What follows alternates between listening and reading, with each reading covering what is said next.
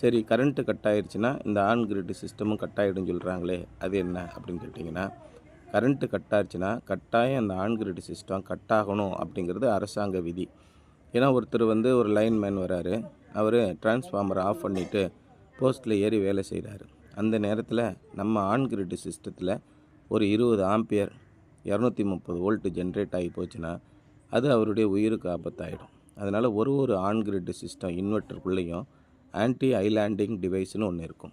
அப்போ பார்த்திங்கன்னா அந்த டிவைஸ் வந்து கரண்ட்டு கட் ஆனவுடனே சென்ஸ் பண்ணிவிட்டு உடனே அந்த டிவைஸ் ப்ரொடக்ஷனை நிப்பாட்டிடும். அப்படி நிப்பாட்டினா தான் எல்லாருக்கும் சேஃப்.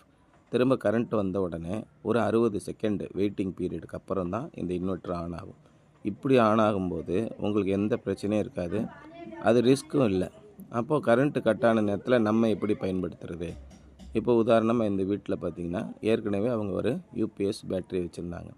அந்த யூபிஎஸ் பேட்டரியை இந்த 6 பேனலில் இருக்கிற ஒரு பேனலை ஒரு பைபாஸ் பண்ணி நம்ம கொடுத்துருவோம்.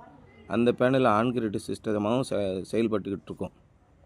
கரண்ட்டு கட்டான நேரத்தில் மட்டும் அது ஆஃப் கிரிடாக செயல்படும். அதுக்கு வந்து ஒரு ரெக்டிஃபையர் சர்க்யூட் போட்டு ரிவர்ஸ் ப்ரொடக்ஷன் கொடுத்து அதிலேருந்து சோலார் பேனலில் வந்து எப்போ பேட்ரி டிப்ளீட் ஆகுதோ, பேட்ரி எப்போ குறையுதோ அப்போ மட்டும் சோலார்லேருந்து எடுத்துக்கிடும்.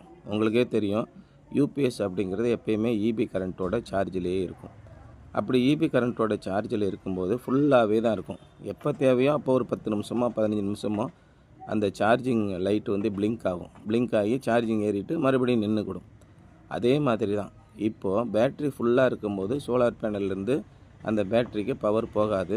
எல்லா பவரும் ஃபுல்லாக ஆன் கிரிட் சிஸ்டத்துக்கே போய்கிட்டு இருக்கும். ஆன் கிரிட் சிஸ்டம் 100% நல்லா ஒர்க் ஆகிக்கிட்டு இருக்கும். ஆனால் எப்போ நமக்கு பவர் கட் ஆகுதோ அந்த நேரத்தில் பேட்ரி குறைய ஆரம்பிக்கும். பேட்டரியிலேருந்து தான் ஃபேனு லைட்டெல்லாம் நம்ம யூபிஎஸ் கனெக்ஷன் கொடுத்துருக்கோம். அப்படி குறையும் போது மட்டும் சும்மா இருக்கிற பேனல்லேருந்து இது பவர் போயிடும். அப்போ 2 in 1 சிஸ்டமாக இது செயல்படும். ஆன் கிரிட் சிஸ்டமாகவும் செயல்படும். அதே நேரத்தில் லாங் பவர் கட்டு, இப்போ சனிக்கிழமை மாதிரி மெயின்டெனன்ஸ் வருது, இல்லை நம்ம ஏரியாவில் இயற்கை சீற்றங்களினாலோ இல்லது எதிர்பாராத ஒரு விபத்தினாலேயோ நம்ம வீட்டுக்கு கரண்ட் வரல அப்படின்னா இந்த ஆஃப் கிரிட் சிஸ்டம் உங்களுக்கு ரவுண்ட் த கிளாக் 24 ஹவர்ஸ் தேவையான பவர் பேக்கப் கொடுக்கும். வெறும் யூபிஎஸ்ஸாக இருந்துச்சுன்னா ஒரு 4 மணி நேரம் 5 மணி நேரத்தில் பவர் பேக்கப் போயிடும். இதில் சோலார் கனெக்ட் பண்ணியிருக்கிறதுனால 8 மணி நேரம் 12 மணி நேரம் அப்படின்னு நமக்கு பேக்கப் கொடுக்கும். தினமும் சூரியன் வந்தவுடனே மறுபடியும் சார்ஜ் ஆக ஆரம்பிச்சிடும். இந்த மாதிரி 2 in 1 சிஸ்டத்தை இந்த புது வீட்டுக்கு நம்ம போட்டு கொடுத்துருக்குறோம். Fully solar powered home. இதை எவ்வளோ தான் யூஸ் பண்ணாலும் கரண்ட் பில்லு எவ்வளோ வரும் அப்படின்னு கேட்டிங்கன்னா ஒரு 500 இதுதான். 10,000 வர வேண்டிய இடத்துல வெறும் 500 மட்டும்தான் வரும். இதுதான் ஒரு சோலார் ஹோமுக்கான ஒரு எடுத்துக்காட்டு.